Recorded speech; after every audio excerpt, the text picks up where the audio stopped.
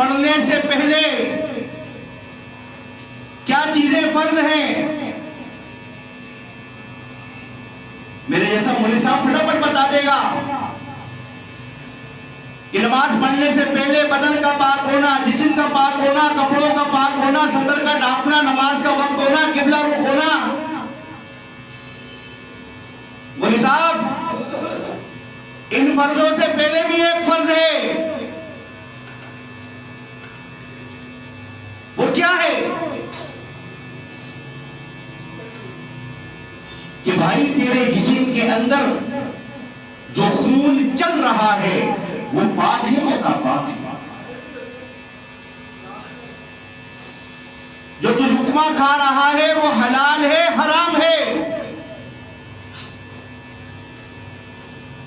फिर लोग कहते हैं मौलवी साहब, बच्चा गालियां बकता है,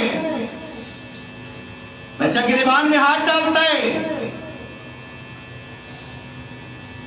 बच्चा तरह तरह से मुंह कसता है। मेरे अजीज दोस्तों, रिज़्क़े हलाल खिलाओगे तो बच्चा फरमा बरदार बनेगा, और रिज़्क़े हराम खिलाओगे तो बच्चा नाफरमान बनेगा।